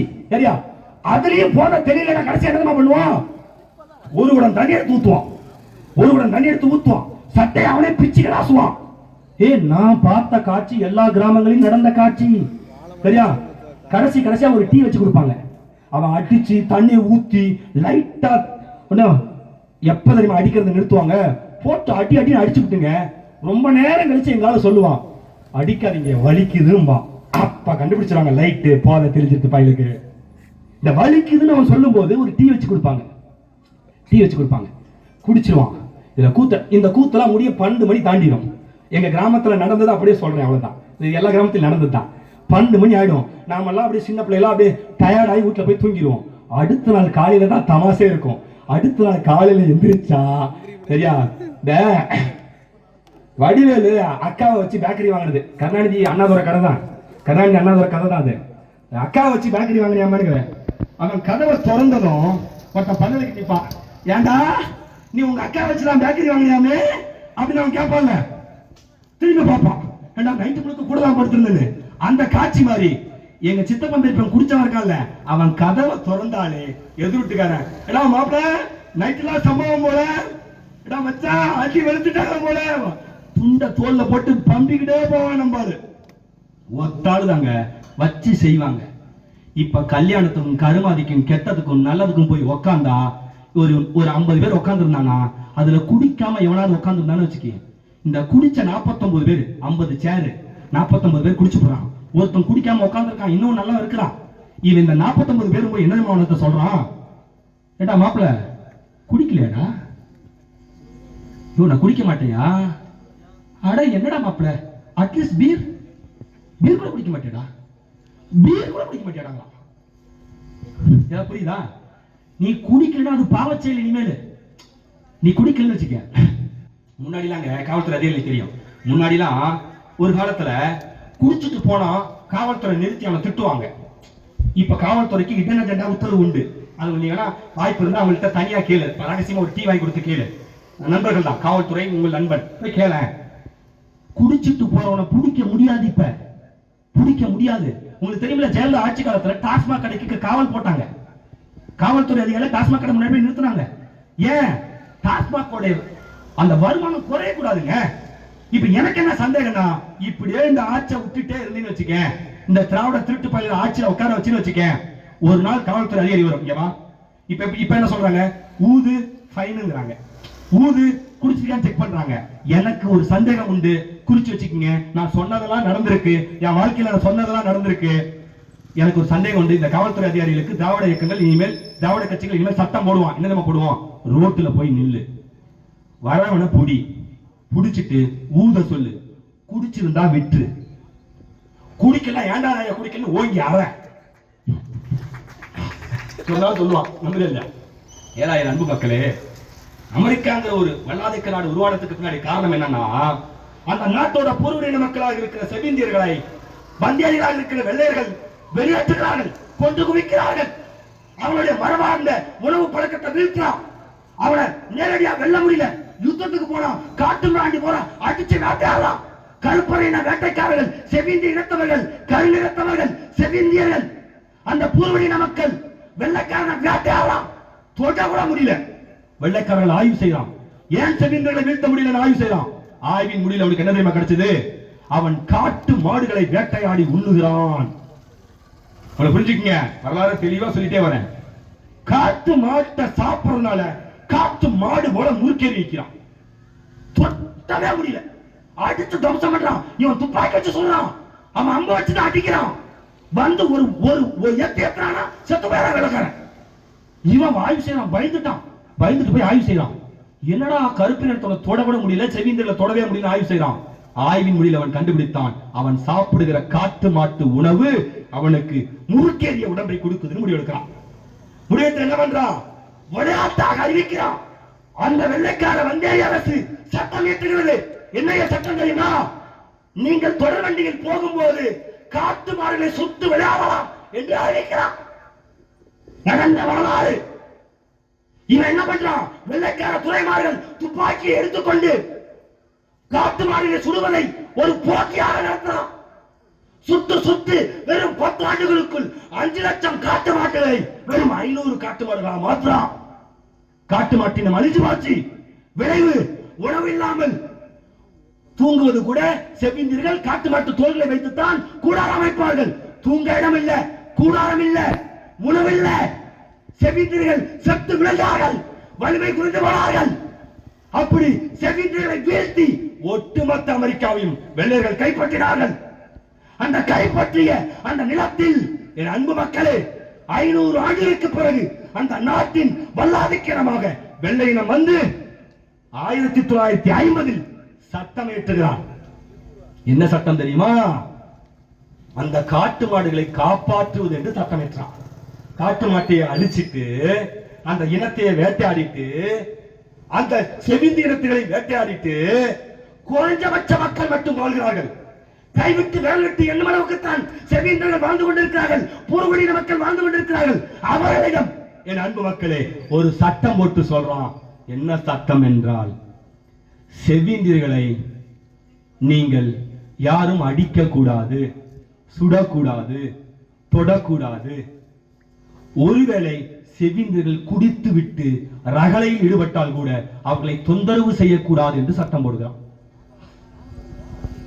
ஏன்னா அமெரிக்க பாராளுமன்றத்தில் 1950 வாக்குல ஒரு விவாதம் நடக்குது. செவிந்தியர்களை காடுகள் இருந்து கொண்டு வந்து அமெரிக்கா முழுவதும் கக்கூஸ்களை விட்டுட்டான். அமெரிக்கா முழுவதும் தூய்மை பணியாளர்களாக செவிந்தியர்கள் இருந்தார்கள். சரி, குறைஞ்சபட்ச செவிந்தியர்களை கக்கூஸ்களை விட்டுட்டான். இந்த கக்கூஸ் கழுவு போகும்போது என்ன நடக்கும் யோசி. கழிவறை கழுவு போனா அந்த நபர் எப்படி இயங்குவார்? உங்களுக்கு மனசாட்சிக்கு தெரியும். கழிவறையை கழுவ போகணும்னா மது இருந்தணும். மது இருந்தா கழிவறை கழுவ முடியும். சரிதானே? மது இருந்த தொடங்குறான். மது இருந்த செவிந்தியர் என்ன பண்ணிட்டான்? வெளியே வந்து வீதியில ரகலை பண்றான். எவனிட்டா சண்டைக்கு போறான், வம்புழுக்கிறான். இப்ப இது ஒரு சமூக சிக்கலா மாறிடுச்சு. அமெரிக்க பாராளுமன்றத்தில் விவாதிக்கிறாங்க. என்னதான் விவாதிக்கிறாங்க? செவிந்தியர்கள் குடித்து விட்டு ரகலையில் ஈடுபடுகிறார்கள். என்ன சட்டம் போடலாம்னு விவாதம் நடக்குது. அந்த விவாதத்தின் முடிவில் சொல்கிறார்கள், செவிந்தியர்களை அடிக்காதீர்கள், அவருக்கு குடிப்பதற்கு அனுமதி கொடுங்கள். இதுல இருந்து என்ன புரிஞ்சுக்கிட்டீங்க? வந்தேரிகள் பூர்வகுடிகளை குடிக்க வைத்து அடிமைகளாக மாற்றினார்கள் என்பது வரலாறு. என் அன்பு மக்களே, அதே வரலாறு தான் ஓங்கோலிலிருந்து அடிமைகளாக வந்த, ஓம்பேரிலிருந்து ஓங்கோலிலிருந்து அகதியா வந்த, கக்கூஸ்ல திருட்டுறையில் ஏறி வந்த இந்த கருணாநிதி குடும்பம், சரியா, கர்நாடகாவிலிருந்து வந்த இந்த ஜெயலலிதா குடும்பம், இந்த வாரிசுகள் இந்த நிலத்தில் அத்தனை கடையையும் டாஸ்மாக் கடைகளை திறந்துவிட்டு நம்மளை குடியாராக மாற்றியது, நம்மை அழிய வைத்த. சொல்லிட்டேன், புரிஞ்சிருமா? புரிஞ்சிருமா? இந்த நாடு வந்தேரிகளின் வேட்டைக்காரே அன்பு மக்களே, இதை நீங்க அணு அணுவா பார்க்கணும். ஒரு பெருமைமிக்க இனம், இத்தனை 800 ஆண்டு கால அடக்குமுறைக்கு பிறகு, ஒடுக்குமுறைக்கு பிறகு மீண்டும் எழுகிறது. எத்தனை பேர் உட்கார்ந்து இருக்கிற? நாங்கெல்லாம் எத்தனை பேர் தெரியுமா? இவ்வாறு நீங்க எத்தனை பேரா இருந்தாலும் நீங்கள் வெறும் குப்பைகள், குப்பைகள். மக்களே, திமுக அதிமுக அரசு ஒரு குப்பை அரசு. இந்த தேசத்தை குப்பை தேசமாக மாற்றியது. ஒட்டுமொத்த இந்தியாவில் அதிகபட்சம் குப்பை மாநகரமாக மதுரை அறிவிக்கப்பட்டிருக்கு. போங்க, சேலத்துக்கு போங்க. ஏப்பா, சேலம் பேருந்து நிலையத்தில் நுழைஞ்சா உனக்கு என்ன வாசம் வரும்? கக்கூஸ். புரியுதா? ஆத்தூருக்கு வா. அப்ப உங்க ஆத்தூர்ல மட்டும் இல்லைன்னு கேட்காத, ஆத்தூருக்கு வா. தமிழ்நாட்டில் எந்த பேருந்து நிலையத்துக்கும் நுழைஞ்சதும் உனக்கு பூ வாசமா மணக்குது, பூ வாசமா மணக்குது. கக்கூஸ் நாத்தம், குப்பை நாத்தம். ஏன்? கருணாநிதி, ஜெயலலிதா, எம்ஜிஆர் என்கிற, ஸ்டாலின் என்கிற குப்பைகள் இந்த நாட்டை ஆழ்ந்தார். நண்பு மக்களே, நாடு குப்பை தேசமாக மாறியது. ஆனால் எங்கள் வேட்பாளர் இந்த நிலவுலகம் இருக்கிற ஏரிகளை சுத்தம் செய்த, தூய்மை செய்த பணியாளன் எங்க வேட்பாளர். தூய்மை பணியாளன் யார்? நாம் தமிழர் கட்சி யார்? யார்? இந்த திமுக அதிமுக இந்த திராவிட குப்பைகளை, இந்த தற்கொலை கூட்டங்களை, இந்த குப்பைகளை எரிக்க வந்த பெருநெருப்பு சீமானும் சீமான் தமிழரும் நாங்கள் எரிக்க வந்திருக்கிறோம். குப்பை எவ்வளவு போட்டு கொட்டனாலும் ஒரு கங்கு போதும் ஐயா, ஒரு கங்கு போதும். இங்க உட்கார்ந்து இருக்கிற அத்தனை பேரும் சேலத்தின் பெருநெருப்புகள். சீமான்கிற என்ற மகன் பட்ட வைத்த நெருப்பு இன்று நாடு முழுவதும் எரிந்து கொண்டிருக்கிறது. இது என்ன செய்யும்? கொஞ்சம் கொஞ்சமாக இதை எல்லாத்தையும் அழித்து உழைக்கும். நம்புறோம், கனவு காண்றோம். பிச்சைக்காரன் இல்லாத, குடிகாரன் இல்லாத ஒரு தேசத்தை கட்டமைக்க விரும்புகிறோம். கார்ப்பரேட் சுரண்டல் இல்லாத, உழைப்பு சுரண்டல் இல்லாத ஒரு சமூகத்தை கட்டமைக்க விரும்புகிறோம். இத்தனை மணி நேரம் பேசியிருக்கிறோம். எங்களுக்கு நேர பற்றாக்குறை தான், நேர பற்றாக்குறை மட்டும்தான். இங்க உட்கார்ந்து இருக்க, நான் பேசிட்டு இருக்க, நான் பெரிய அறிவாளி நினைச்சிடாத. பேசிக்கிட்டு இருக்க என்னோட 10 மடங்கு 100 மடங்கு அதிக அறிவாளிகள் எதிரில் உட்கார்ந்து இருக்கிறான். எனக்கு வழி விட்டுட்டு அவன் அத்தனை பேரும் பேசினான், என்ன நடக்கும்? ஒரு ஆகச்சிறந்த அறிவார்ந்த கூட்டத்தை கொண்டு வந்து நிறுத்துகிறோம். ஆனா இந்த ஒருத்தன் போகும்போது டிவிக்கன்னு கத்திட்டு போனான். நான் 15 வருஷமா தமிழ்நாட்டின் தெலுங்கு பேசிட்டு இருக்கீங்கயா. தமிழ்நாட்டில் எந்த மூளைக்கு போனாலும் இந்த மனநோயாளி கூட்டம் யாருன்னு தெரியுதுல, இந்த விஜய் கட்சிக்காரன் மனநோயாளி கூட்டம். இந்த மனநோயாளி கூட்டம் கட்சி ஆரம்பிக்கிறதுக்கு முன்னாடி நாங்க கூட்டம் போட்டா இதே போல தகராறு நடக்கும். அதெல்லாம் பெரிய மாட்டுக்கிறது இல்ல. யாரு தகராறு பண்ணுவார்னா அப்பாவோட பிள்ளைங்க. யார் அப்பா தெரியுதா? தத்தி அப்பா. தத்தி அப்பா, தத்தி அப்பா யாருன்னு தெரியுதா? இன்னும் தெரியலையா? ஸ்டாலின் அப்பா. ஸ்டாலின் அப்பா இருக்கல, அவர் ஊத்தி கொடுத்த சாராயத்தை குடிச்சுட்டு பல பேர் எங்கிட்ட சண்டைக்கு வருவாங்க. அது வேற விஷயம். எப்பொழுதுமே கடந்த 15 ஆண்டுகளா அதை தான் நான் பார்த்து வளர்ந்தேன். ஆனா இப்ப புதுசா ஒரு ட்ரெண்ட் வந்திருக்கு. அவங்க எல்லாம் கூட தெரிஞ்சுட்டாங்க போல. ஏன்னா 8% ஓட்டு வந்ததும் நாளைக்கு கூட்டணிக்கு வரமாட்டானா சீமானாங்கிற நப்பாச. உனக்கு புரியுதா? அதிமுக இப்ப சண்டைக்கு வரதில்லை. கவனிச்சியா? அதிமுக சண்டைக்கு வரதில்லை. நம்ம சேலம் தாரமங்கலம் பக்கத்துல சின்னப்பட்டியில கூட்டம் போட்டப்ப மைக்க உடைச்சுட்டான் ஒரு அதிமுக காரன். ஏன் தெரியுமா உடைச்சுட்டான்? ஒரே ஒரு சின்ன சிம்பிளான விஷயம் சொன்ன மைக்க உடைச்சுட்டாங்க. என்ன சொல்லிட்டேன்? அம்மா இந்திரா காந்திக்கு காஃபி ஊத்தி கொடுத்த ஒரு அம்மா இன்னைக்கு இந்தியாவின் குடியரசுத் தலைவர் ஆயிடுச்சு. காஃபி ஊத்தி கொடுத்த தொண்டு செஞ்சதுக்காக பணியாளர், இந்திரா காந்தியோட பணியாளர், தமிழ்நாட்டின் பிரதிபா பாட்டீல் அப்ப இந்தியாவின் பிரதமர் ஆயிடுச்சு, இந்தியாவின் குடியரசுத் தலைவர் ஆயிடுச்சு. அந்த பிரதிபா பாட்டீல் யார் தெரியுமா? இந்திரா காந்தியோட வேலையாளு, டீ ஆத்தி கொடுத்த வேலையாளு. நான் என்ன சொன்னேன் அன்னைக்கு வரலாற்றின்படி சொன்னேன், இந்த மாதிரி இந்திரா காந்திக்கு டீ ஆத்தி கொடுத்தவங்க இந்த நாட்டுல குடியரசுத் தலைவராக வந்தாங்க. அதுபோல ஜெயலலிதாவுக்கு டீ ஆத்தி கொடுத்த சின்னமா சசிகலா முதலமைச்சராக ஆசைப்படுறாங்கன்னு சொல்லிட்டேன். புரியுதா? எங்க அம்மாவுக்கே புரிஞ்சிருச்சு அரசியல். நான் தெளிவாதான் பேசுறேன். எங்க அம்மா சிரிக்கிறாங்க. சரியா? என்னன்னாங்க, ஜெயலலிதாவுக்கு டீ ஆத்தி கொடுத்தது யாரு? சசிகலா. சசிகலா முதலமைச்சராக குதிச்சுது, தூக்கி ஜெயில வச்சுட்டா. அது வேற அக்யூஸ் நம்பர் 2 அக்யூஸ் நம்பர் 1 தூக்கலாம் பிளான் பண்ணா, அது செத்து போச்சு. இதே முதலமைச்சர் குதிச்சு தூக்கில போட்டான், அக்யூஸ் நம்பர் 2. அது வேற. இந்த கதையை சொல்லிட்டு இருக்கங்க. ஒருத்தன் வந்து மைக்க உடைச்சுட்டான். எங்க அண்ணன் சீமானுக்கு நான் இரவு அழைக்கிறேன், அண்ணா பேசிட்டு இருந்தா மைக்க உடைச்சுட்டாங்க. என்னடா பேசுறேன்னாரு. பேசுறத சொன்னேன். என்னடா சொன்னேன்? ஏண்டா சின்னமா அவங்க சொந்தமா நினைச்சாடா அவன் கேட்டாரு. சீமான் கேட்ட சின்னமா சசிகலா அவனை சொந்தாயா நினைச்சாடா அப்படின்னு. சரியா? எல்லாரும் மக்களே சின்னமாவுக்காக கோபப்பட்டு உடைச்சவனா உண்டு. ஆனா நான் உண்மையை சொல்றேன், இப்ப யாருமே தொந்தரவு பண்றது திமுக காரங்க திருந்திட்டாங்க. ஏன்? 8% வாக்கு பேசுது. ஏன்? சீமானோட தயவு இல்லாம. எழுதி வைத்துக் கொள்ளுங்க அன்பு மக்களே, சீமானின் தயவு இல்லாமல் இந்த நிலத்தில் இனி எந்த ஆட்சியும் அதிகாரமும் நிறுவ முடியாது. நீ பாரு வரலாறு திரும்புதா இல்லையான்னு. சரியா? அப்படி வளர்ந்தோம். இப்ப எந்த கூட்டத்துக்கு போனாலும் குறுக்க நிற்க 2 சில்லு உண்டு ஓடுறான். நண்பன் நல்லான்னு சொல்லுது சரிதான். நிக்கவும் மாட்டி தொலைய மாட்டேங்கிறான், நின்னும் தொலைய மாட்டேங்கிறான்.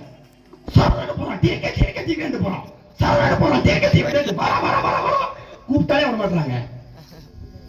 ஏங்க அவன்கிட்ட கேள்வி கேட்டீங்கன்னு வச்சுக்க, பைத்தியம் முடிச்சிடும். அது வேற விஷயம். பைத்தியம் முடிச்சா அது வேற விஷயம்.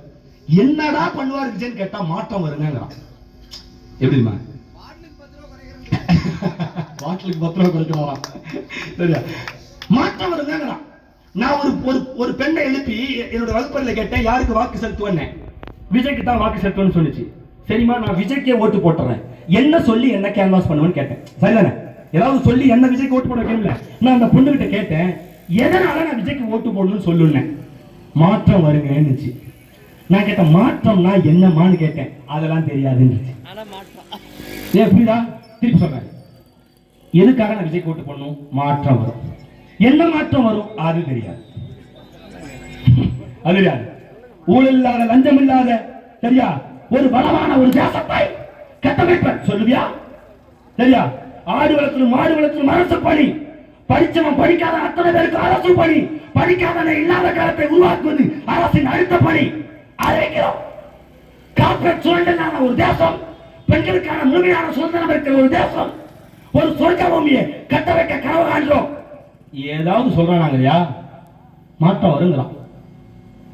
ஒருத்தங்கிட்ட மைக்கு கொடுத்து கேட்கறாங்க, மைக்கு கொடுத்து கேட்கறாங்க, எத்தனை தொகுதி வெல்லுவீங்கன்னு கேட்கறான். அவன் சொல்றான் 4 தொகுதி ஜெயிச்சிருவாங்க. மைக்கு பேசிட்டு இருக்க 4 தொகுதி ஜெயிச்சிருவாங்க. சரி, 4 தொகுதி ஜெயிச்சா முதலமைச்சர் ஆக முடியுமான்னு கேட்கறாங்க. ஆமா, 4 தொகுதி ஜெயிச்சு முதலமைச்சர் ஆகலாம்லங்கிறான்.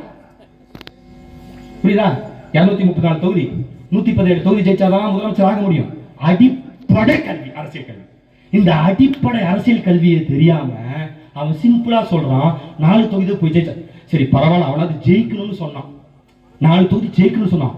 இன்னொருத்த போய் பேட்டி கேட்டா, எங்க இந்த ஈரோட்ல எடுத்த பேட்டி தான் சொல்லிட்டு இருக்கேன், அப்டேட்டட் பேட்டி. அதுக்கு முன்னாடி பழைய பேட்டில அதுக்கு கேட்டா நொந்து போயிருந்தேன். இது அப்டேட்டட் பேட்டி. இந்த அப்டேட்டட் வெர்ஷன்ல ஈரோட்ல மறுபடியும் இன்னொருத்த போய் கேட்கறாங்க, தமிழ்நாட்டில் எத்தனை தொகுதி இருக்குன்னு கேட்கறாங்க. 266 தொகுதி இருக்குங்க. 266 தொகுதி இருக்குங்க. எத்தனை தொகுதி இருக்குன்னு எனக்கு தெரியலங்க. நாட்டை ஆளுங்கிறான். எப்பேற்பட்ட கூட்டத்தை கட்டமைச்சு முடிச்சிட்டான் பாருங்க. எங்க இவன் கூட்டம் போடுறான், இந்த திமுக காரன் கல்வியில் சிறந்த தமிழ்நாடுன்னு ஒரு கூட்டம் போடுறாங்க. அந்த கூட்டத்தில் என்ன தெரியுமா பண்ணாங்க? வெற்றிமாறனை பேச வைக்கிறான். யாரு வெற்றிமாறன்? இதெல்லாம் கேட்டா சொல்லிடுவேன் நீ பதில். திப்பு சுல்தான் யாருன்னு கேட்டா சொல்ல மாட்டேன். வேலுநாச்சியார் யாருன்னு கேட்டா சொல்ல மாட்டேன். அவையார் யாருன்னு கேட்டா சொல்ல மாட்டேன். கம்பன் யாருன்னு கேட்டா சொல்ல மாட்டேன். சரியா? சிவகார்த்திகேயன் யாருன்னு கேட்டு பாறேன். தெரியுமா? அமரன் படத்துல டுபு டுபுன்னு சுட்டாரு. அம்மா என்ன தோசையோட சுட்டாரு. கிறுக்க கூட்டம், இந்த கூட்டம் கூத்தாடி பின்னாடியே போய் இந்த நாட்டடிச்ச கூட்டம். அவன் சொல்றான் சரியா, வெற்றிமாறன் எழுந்திருச்சு பேசுறான், சிவகார்த்திகேயன் எழுந்திருச்சு பேசுறான். எங்க கல்வியில் சிறந்த தமிழ்நாட்டுல என்னன்னு பேசுறோம்? கல்வியில நாங்கெல்லாம் சிறந்து விளங்குறோம். கல்வியில சிறந்து விளங்குற தேசத்திலேடா இவ்வளவு தற்கொலைகள் வாழ்றான். இவ்வளவு தற்கொலைகளடா அப்பா. இவ்வளவு தற்கொலை உற்பத்தி பண்ண கல்வி எவ்வளவு தரங்கட்ட கல்வியா இருந்திருக்கும், தரமட்ட கல்வியா இருந்திருக்கும். எனக்கு என்ன ஆச்சரியம்னா, என் அன்பு மக்களே, நாம் தமிழர் கட்சியை பார்த்து நான் நிறைய விதங்களில் வியந்திருக்கிறேன், நிறைய விஷயங்களை வியந்திருக்கேன். நாம் தமிழர் உறவோடு பேசும்போது நான் நிறைய விஷயங்களை வியந்திருக்கேன்.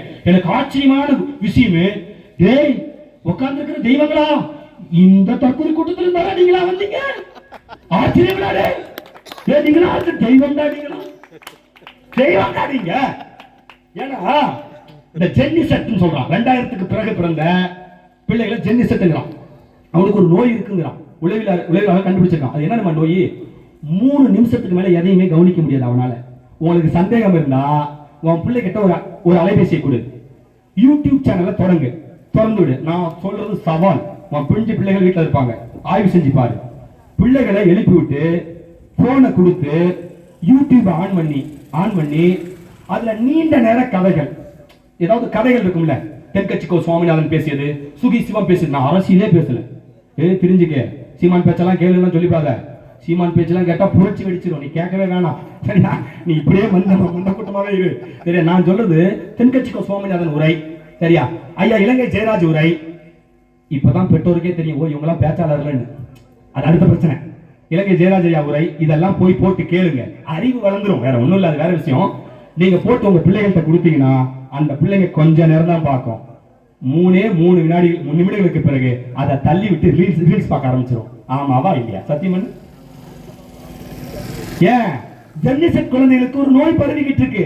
3 நிமிடங்களுக்கு பிறகு எதையும் ஆய்வு செய்ய முடியாது. இந்த உலகத்தில் மனநோயாளி கூட்டம் ஒன்று உருவாகி கொண்டிருக்கும் போது ஆகச்சிறந்த அறிவாளி கூட்டத்தை சீமான் தம்பிகளும் கட்டமைத்துக் கொண்டே வருகிறார்கள். இது மெல்ல நடக்கிற புரட்சி. ஒரு மாலை நேரத்து வகுப்பு போல பாடம் நடக்குது. இந்த மாதிரி எங்க அம்மா சொல்லிச்சு, நல்லா பேசுறான் மனுஷன். எல்லாரும் உட்காந்துருக்காங்களா போயிட்டாங்களான்னு பார்க்க வரலாம் எங்க அம்மா. நீ வாமா, நீ வந்து நில்லுமா போதுமா. நீ ஒரு ஆள் விவசாயிக்கு ஓட்டு போட்டு மாற்றம். நீ ஒரு ஆள் போட்டு போதும்.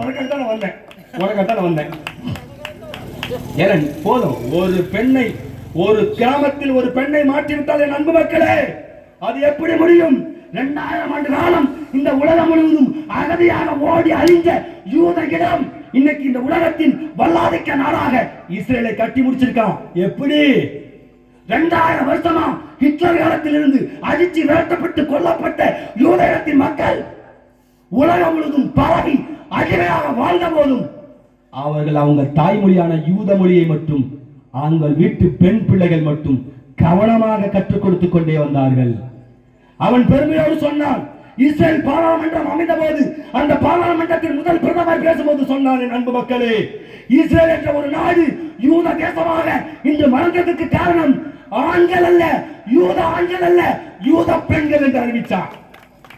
அப்படி 2000 ஆண்டு காலமாக எங்கள் தாய் நிலத்தை இழந்து நிற்கிறோம். சேரச்சோழனுக்கு பிறகு 800 ஆண்டு காலமாக எங்கள் தாய் மண்ணை இழந்து நிற்கிறோம். இந்த தாய் மண்ணை மீட்க எங்கள் தாய் ஒருத்தி போதும் மாறினா, ஒவ்வொரு கிராமத்திலும் ஒரு தாய் ஒரு பெண் பிள்ளை மாறினா போதும். தயவு செஞ்சு சொல்றேன், இந்த கோவாளி பையல் எல்லாம் பார்த்து, இந்த சினிமா டிவி எல்லாம் பார்த்து அவனை ஹீரோ நினைச்சிடாங்க சரியா? இதெல்லாம் திட்டமிட்ட சதி. நான் ஐயா பாண்டியராஜன் பேசிட்டு இருக்கும்போது ஒரு வார்த்தை சொன்னேன், தெருமணி கூட்டம் ஏன் நடத்துறோம்னு பேசிட்டு இருந்தேன். தெருமணி கூட்டம் நடத்தினதும் இங்க இருக்கிற மொத்த குடிகாரனும் மொத்த அடிமையும் மொத்த மனநோயாளியும் வந்து இங்க பார்த்து கத்துக்குவாங்கிறதுக்காக நடத்தல. இங்க பாரு, இந்த அலைபேசியில பார்த்துட்டு இருக்கான் உலகமே. இங்க உட்காந்துருக்கேன், என் பிள்ளைங்க 50 பேர் பார்த்துட்டு இருக்கான் என்ன. இப்ப என்ன பண்ணிட்டு இருக்கேன்? பாடம் நடத்திட்டு இருக்கேன். எங்க அண்ணன் என்ன பண்ணிட்டு இருக்கான்? நாடா போய் யூடியூப் திறந்தாலே சீமான் பேச்சு தான் வருது. ஏன்? பாடம் நடத்துறோம், மெல்ல கற்பிக்கிறோம். ஏன் கற்பிக்கணும்? நம்ம விட்டா யார் வழி இல்ல, யாரும் கற்பிக்க மாட்டான். எனக்கு பெரிய சந்தேகமே வந்துருச்சு. இந்த பள்ளிக்கூடத்து கல்லூரி பெண்கள் எல்லாம் பைத்தியமா தெரியுது, பைத்தியமா தெரியுது. பெண் பிள்ளைகளுக்கு நான் கோரிக்கை வைக்கிறேன், வரலாற்றை படியுங்கள், தெளிவாக படியுங்கள். ஏன் சொல்றேன் தெரியுமா? நீங்க சத்தியம் பண்ணுங்க, உங்களுக்கு ஏதாவது வரலாறு தெரியுமா? பெண்கள் கவனமா கேளுங்க, வீட்டுல உட்கார்ந்து இருந்தாலும் கேளுங்க. எதற்காக விஜயகாந்த் கட்சி ஆரம்பிச்சான்? எதற்காக ஆரம்பிச்சான்? யாருக்கா தெரியுமா? ஊழலை ஒழிக்க. அவன் கொள்கை என்ன தெரியுமில்ல? ஊழலை ஒழிப்பேன்.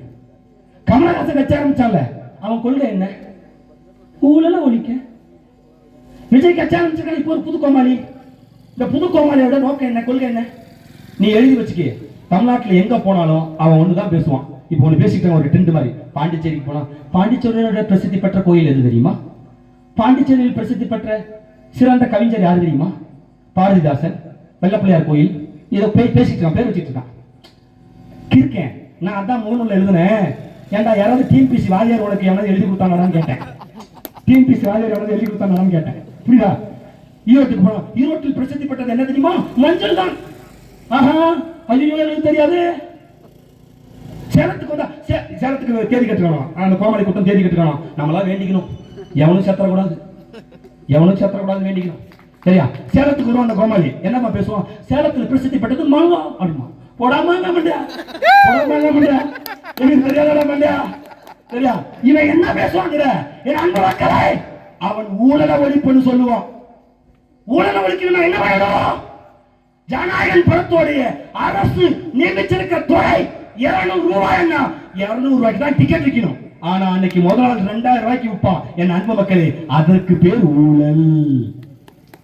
200 ரூபாய்க்கு விற்க வேண்டிய டிக்கெட்டை 2000 ரூபாய்க்கு வித்து கோடிக்கணக்கில் பணம் சம்பாதிக்கிற மாதிரி விஜய் அவனை ஒழிச்சா ஊழலை ஒழிச்சிடலாம். எப்படி ஊழலை ஒழிப்ப? எப்படி ஊழல் ஒழிப்ப? என் அன்பு மக்களே, ஊழல் ஒழிப்புன்னு இவன் ஏன் தெரியுமா சொல்றான்? என் பிள்ளைகளுக்காக சொல்றேன். ஒருவேளை ஒருவேளை ஒருவேளை விஜய் வீழ்த்தப்பட்டாலும் இது மீண்டும் நடக்கும். அதுக்கான உண்மை சம்பவத்தை சொல்லிட்டு நான் என் உரையை முடிக்கிறேன். கோடி கனவு இருக்காத, நம்ம அடுத்தடுத்த கூட்டங்களில் பேசுவோம். நான் உண்மை சம்பவம் சொல்றேன். இந்த நடிகர்கள் எல்லாம் இறக்குனது காரணம் என்ன தெரியுமா?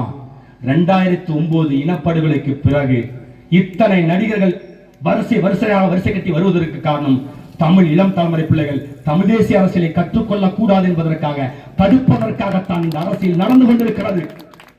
இதான் சத்தியம், இதான் சத்தியம். இன்னைக்கு விஜய் வந்திருக்கான், ஊழல ஒழிப்பம்மா. நாளைக்கு சிவகார்த்திகேயன் வருவான், ஊழல ஒழிப்பம்மா. அதுக்கப்புறம் தனுஷ் வருவான், ஊழல ஒழிப்பம்மா. ஊழல ஒழிக்கவே மாட்டான். கொசுவும் ஊழலும் ஒண்ணு, ரெண்டையும் ஒழிக்கவே முடியாது. உண்மையில ஊழல ஒழிக்கணுமா? அதுக்கு வாய்ப்பு இருக்கா? எப்படி வாய்ப்பு இருக்கு? எங்கள் தலைவன் பெருமாவீரன் பிரபாகரனை எவன் நெஞ்சிலேந்தி நாட்டின் முதலமைச்சராக வச்சு வராரோ அவன் தான் ஊழல ஒழிப்பான். இந்த திருட்டு அயோக்கிய போய ஊழல ஒழிக்க மாட்டான், ஒழிக்க மாட்டான் சொல்லுவான். இங்க பாருங்க, நான் உங்களுக்கு இன்னைக்கு சத்திய வாக்கா சொல்லிட்டு போறேன். விஜய் தோத்து ஓடி போயிடுவான், இன்னொரு நடிகை வருவான். அதுக்கான சிம்டம் சொல்றேன் கேட்டுக்க, எப்படி அந்த சிம்டம் இருக்குன்னு. ஒரு படம் நடிப்பான் அந்த நடிகன், அந்த படத்துல ஊழலை ஒழிக்கிறது தீவிரமா ஹீரோவா நடிப்பான். இந்த பள்ளிக்கூட பிள்ளைங்க அதை உட்காந்து பார்த்து ஆஹா தேவதூதன் பிறந்துட்டான். அது எவ்வளவு வயசுன்னு சொல்லிடுறேன். 8 வயசுல இருந்து 28 வயசு வரைக்கும், 8 வயசுல இருந்து 28 வயசு வரைக்கும் அது என்ன பண்ணும்? டிவியில பார்ப்போம். சரியா? கத்தி படத்துல ஏதோ ஒரு படத்துல நினைக்கிறேங்க, டிவி பெட்டிலாம் தூக்கி போட்டு உடைச்சு காட்சிப்படுத்தினாங்க. அது என்ன படம்? சர்க்கார் படம். நமக்கு அந்த இளவும் புரிய மாட்டேங்குது. நமக்கு தான் சீமான படிச்சு நமக்கு அந்த இளவும் புரிய மாட்டேங்குது. எதுன்னு புரிய மாட்டேங்குது. பிரபாகரனை படிச்சு எங்கள் தலைவனை படிச்சு தெரிய மாட்டேங்குது. சர்க்கார் படத்துல ஏதோ டிவி போட்டி இலவசங்களை ஒழிப்போம், இலவசங்களை ஒழிப்போம்னு பட்டி போட்டு உடைச்சானா. இவன் போய் பேட்டி கொடுக்குறான் மாநாட்டு மேடையில, நாங்கள் ஆட்சிக்கு வந்தா காரு கொடுப்போம் இலவசமாங்கிறான். இருக்கேன் படத்துல என்ன சொன்னா? இலவசம் கொடுக்க மாட்டேன்னு சொன்னான். மேடையில என்ன சொன்னா? காரு கொடுப்போம்னா. எங்க அண்ணன் தமாசுக்கு ஹெலிகாப்டர் என்ன கொடுக்க அப்படின்னு ஹெலிகாப்டர் வேணா கொடுக்க வேண்டாம். சரியா? எப்படின்னா இந்த பாருங்க, 2 சிம்டம் தான். இந்த இனத்தை அழிப்பதற்கு என் அன்பு மக்களை, இளம் தலைமுறை பிள்ளைகளை தெளிவாக அரசியலை உள்வாங்குங்கள். இந்தியா என்னை சுரண்டுகிறது, திராவிடம் என்னை சுரண்டுகிறது. இதை நீங்கள் புரிந்து கொள்ள வேண்டும். ஆரியமும் இந்தியமும் ஒரே பயசக்தி. அவளை வீழ்த்துவதே நம்ம லட்சிய கனவு.